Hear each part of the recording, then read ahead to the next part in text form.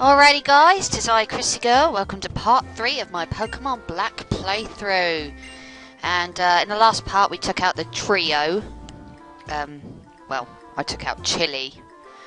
Not the whole trio. And I got our first gym badge, the trio badge. And now we're meeting up with Fennel, who is the scientist that Professor Juniper said would be able to help us out.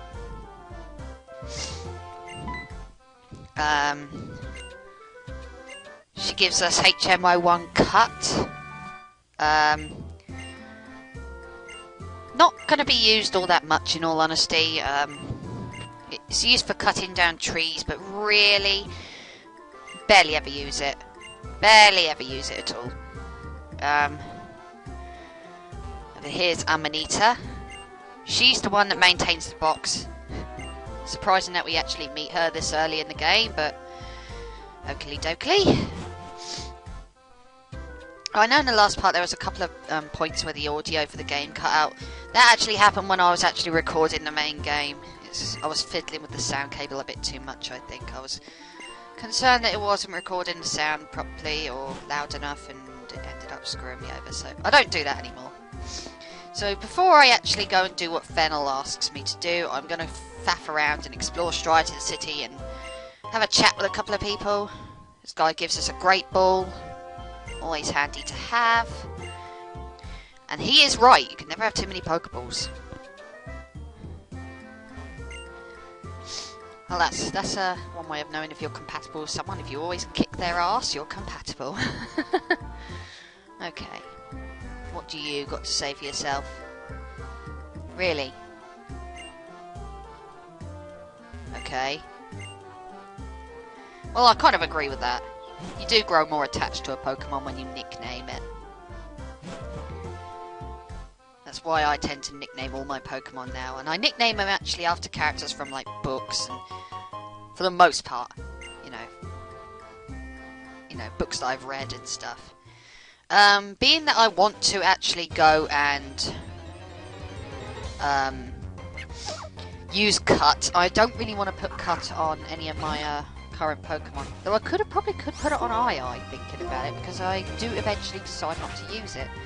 But maybe at this point I'm still unsure. I'm not sure. So I just caught myself this pack rat to act as a HM slave of sorts. Because the long and the short of it is, to be bluntly honest, Cut is a terrible battle move. It's rarely ever used in the actual field, and I do not care for it. I'd rather teach it to a Pokemon that I have no intention of using. So that's what this Patrat's for.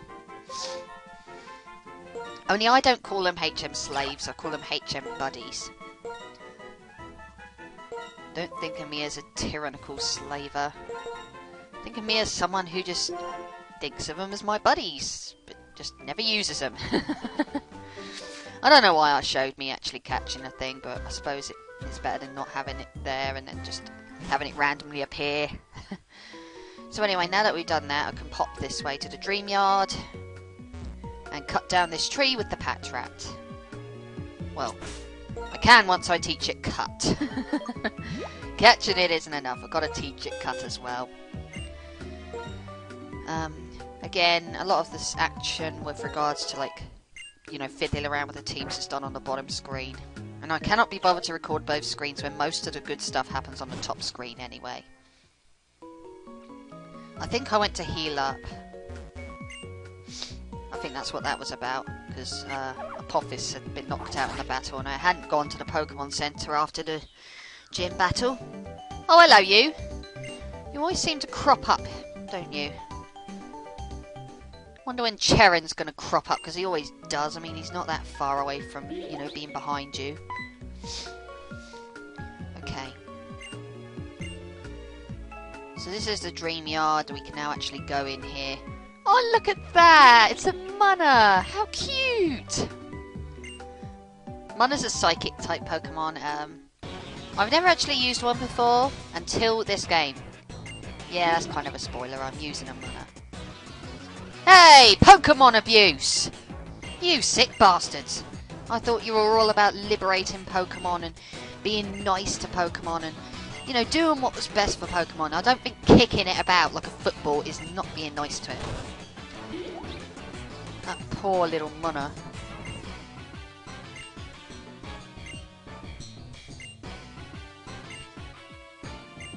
You hypocrites! Oh, we're gonna... Yeah, we're fighting for Pokemon to be set free, but we're actually gonna keep them in Pokeballs ourselves. And why are you picking on me? Bianca was challenging you just as much as I was, and yet you don't pick on her. A Patrat. Really? I am so scared. I am wetting myself in fear of your mighty level 10 Patrat.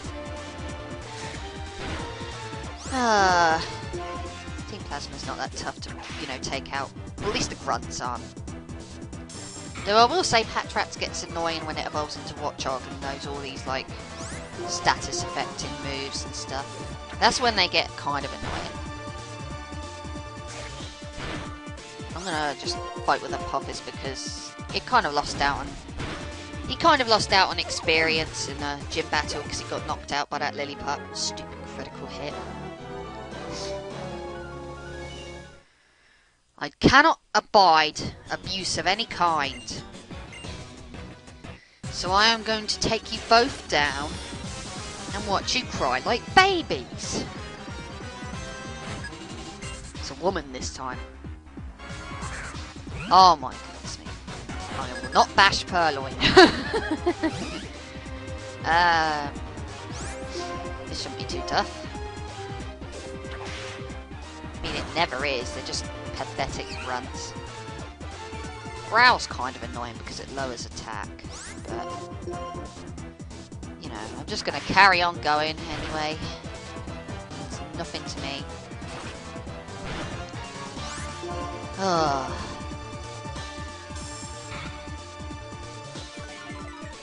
And if I lower your defense, then that cancels out the growl. So basically my attack will still be quite powerful. But you can growl now and it won't make any difference. Excuse me. I am recovering from a cough that I had over Christmas. It's not as bad as it was. At least I can actually talk now.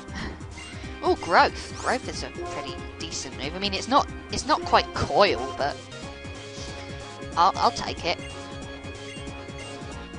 Growth raises boosts attack and special attack, I believe, or something like that. I'm not 100% sure. I'm not one of those Pokemon wizards that know, you know, all the moves and what they do, and you know, every single moveset of every single opponent you're going to come up against. Oh look! It's that weird green-haired dude that was talking about Pokemon liberation earlier. Oh, there's 2 of him. There's 3 of him. No, wait a minute. Okay. I didn't know that he could teleport. He can't. And the Pokemon abusers run off like little pussies. And it turns out that that guy was never here at all. Getsus was never here at all. It was all an illusion set up by our good friend Mushana, which is the evolved form of Munna. If you couldn't wait, why didn't you come over here by yourself to begin with? Leaves behind a Pokeball.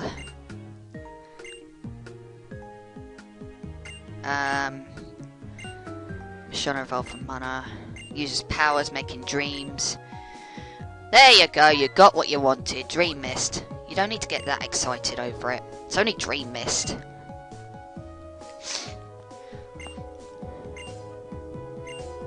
You go and look for the Pokemon that you saw. Well, the Munna. I'm actually going to go and look for a Munna. Initially, I wasn't planning on using a Munna, but after thinking on it, you know, I was curious to see how it would work out. I remember battling quite a few Munnas, and they're quite... When they're evolved into Mushana, they're quite bulky. So I thought, you know, I'll give it a go. You know, if it don't work out, I can ditch it and drop, you know, get something else in. If it works out, then that's fab. So, I'm using 2 Pokemon that Bianca's also going to be using, because Bianca's also going to catch herself a Munna. I mean, look at it, it's so cute and flowery. And I'm not into cute and flowery things, but that is adorable. So, that is the next addition to my team. A nice Munna. And I already know what I'm going to name it. Well, obviously I do. This is post-playthrough stuff. This is after I played it. If I take a while, it's because I'm still trying to decide what I want to call it. But I name it after a character from another book series that I read a while ago and thought was pretty decent. Nothing spectacular, but, you know, pretty decent. I say nothing spectacular because I'm reading The Song of Ice and Fire, and that is spectacular, and everything else seems so bland in comparison to it. I absolutely love The Song of Ice and Fire. I've praised it enough already, though, in the previous part, so yeah. I will just demonstrate my love for that series once more when I catch another Pokemon. And I believe I actually forgot I had to go and see Fennel at this point, because I came this way instead. Yes, I do know how technical machines work. And I do like the fact that you can now use it over and over again, rather than, you know, it being one-time use only. Yeah, if I hadn't have spoken to that old geezer, I'd have completely forgotten about Fennel. Where am I going? Let's go see Fennel, so I can get on my merry way. There she is. You're still excited about that Dream Mist? It's only Dream Mist! So, in exchange for the Dream Mist, which she could have easily gotten on her own, she'll give us the Sea Gear. Neat little bit of tech, but I've never used it. Game syncing and collecting trainers' files and retrieving memories of sleeping Pokemon, and I've never used it. It's just one of those things that's a mystery to me. Like I say, I'm no hardcore Pokemon player that explores absolutely every aspect of Pokemon. Okay, what you got, Amanita? The PAL pad. Okay. That's something else to do with online. I don't really go online. I've got such a... I'm one of those people with a finicky internet connection, that constantly cuts out, you know, at random, and, you know, it's not so bad during the day, but at night it's bloody terrible. Excuse me. I think it's just... oh well. So, now I can go on my merry way onto Route 3. Battle some more trainers, maybe. There's not much else I want to do around here, I don't think, so I'm just going to head north. Route 3! Up here is the Pokemon Daycare Centre. You can leave your Pokemon here, and this old couple will raise your Pokemon for you, and, you know, boost their levels up for you and stuff. Which is kind of neat, I suppose, if you can't be bothered to raise them yourself. And that's also how you breed Pokemon as well, if you leave, like, two Pokemon, like, the same egg group together. And I'm not quite sure how it works, because... well, I know how it works, it's just that I can't be fucked to explain it. Lazy person is me. I want to see what this other lad says. Probably nothing important, but what's he got to say? Nothing important. How did I ever guess? Yeah.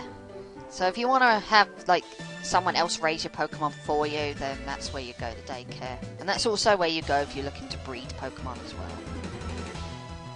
For what it's worth, I have bred Pokemon. It's just that I mainly did it, you know, did all my breeding in Heart Gold and Soul Silver. Well, Soul Silver in my case. Where I just caught myself a Ditto, and I just kept breeding it with my starter. That's how you get all the other starters. Lazy person. But yeah, Pinto comes from the Wind on Fire series. There's a series of books that I spotted at a car booty and thought, hey, that looks kind of interesting, so I picked it up. I mean, why the hell not, right? Decent book series.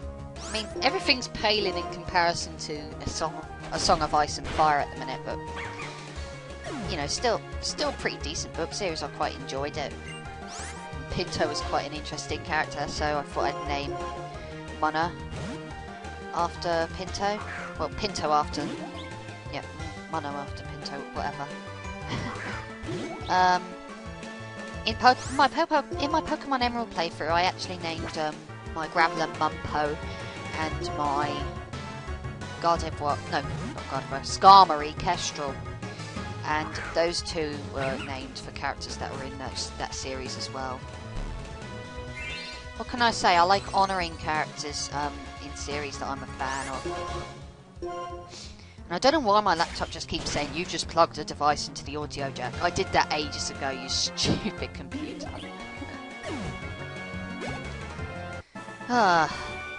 Munna's still a little bit underleveled, so I'm going to be like switching in and out and stuff. Just playing it cool. I'm not fussed. I've got a question though. In the Pokemon world, it says you're not really you don't really become a trainer until you're like 10.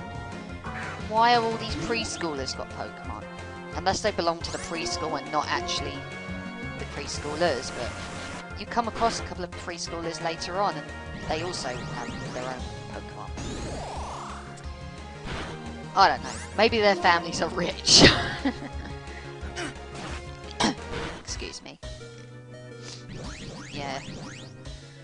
Pinto needs a bit of training up before she's going to be on the same sort of wavelength as the others.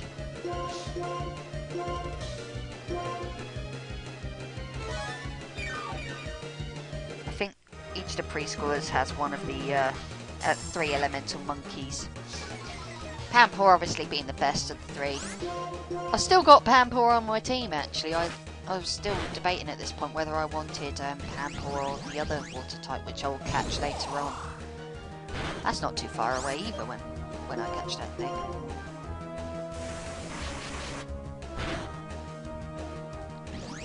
Psywave! Yay! Pinto took it out.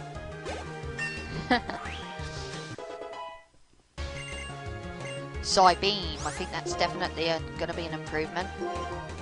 So, we'll definitely get rid of Psywave and replace it with Psybeam. Though Psykick is much better. When I get Psychic, that's it. Psychic, I don't think Pinto will learn until level 37 though. Once it evolves into Mushana, it won't be able to learn any of these moves. Unless you do it by TM. It won't learn moves naturally by leveling up. So that's why I'm just kind of playing it safe, and that's why I'm kind of not evolving Pinto until a fair bit later on. Debatable question, you know, debatable for some because a lot of the moves I want to teach Pinto, it can learn via TM anyway, but I don't know. I'm not going to go to the effort of remembering where all the TMs are hidden when it can learn it by leveling up. And really is not that far off of learning it up at this present point. All licks can hurt a little. Well, not much though. That's not too bad. That's definitely doing a lot more damage. Definitely.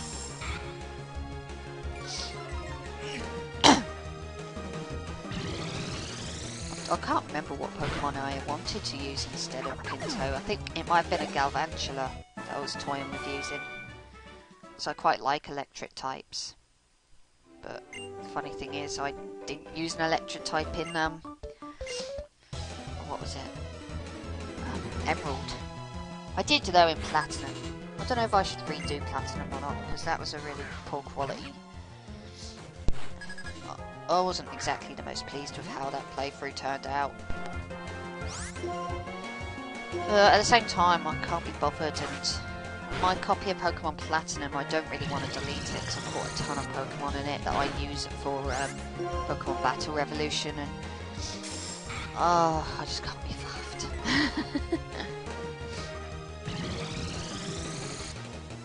So I'll probably just stick with that playthrough and do commentary on that playthrough and stuff. Even though I wasn't exactly the most proud of it, you know. That was at a point when I still didn't really know how to play Pokemon that much. Whee! Okay, I think that's everything here. I'm pretty sure there's a hidden item here. Where are you? I know you're here somewhere. I'll forget it. I just had a gut feeling there was a hidden item there, but I could have been wrong. When I get my dowsing machine later on, I'll know where all these hidden items are hidden. Twins Kumi and Amy. Okay. Both have purloins.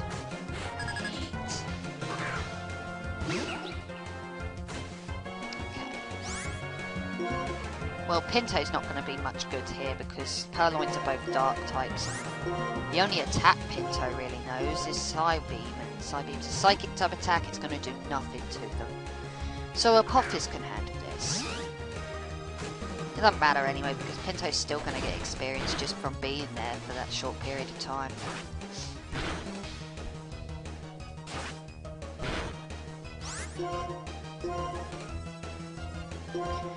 Oh, but seriously, Purloins, there's nothing to them. That's one down. And that's two down. Nothing to you at all. Well, Doi, you're using Purloin, what do you expect? Let's carry on. You again! Must you insist on stalking me? I knew you would turn up at some point.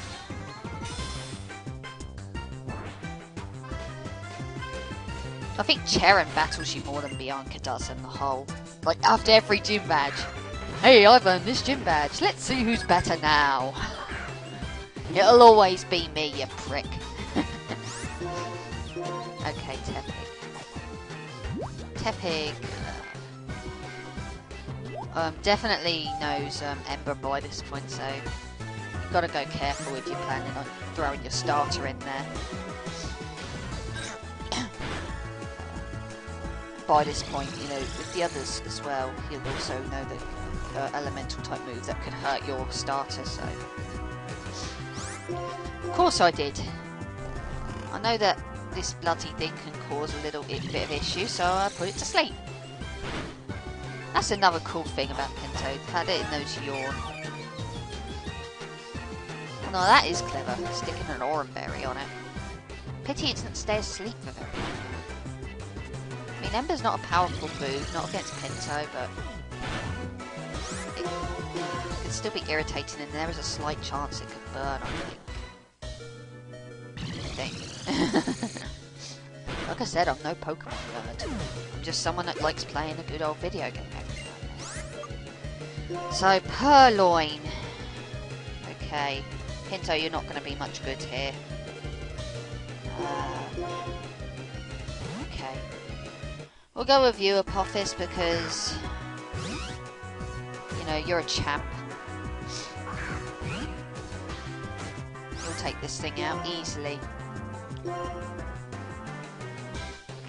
Wrap it up. That'll get its health down gradually, while I'm also wailing on it with like Vine Whip and whatever else. Okay. Well, a bit of growth might help. Yeah, it raises attack and special attack.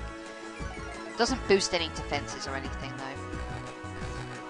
But you know, I don't really need it at this point.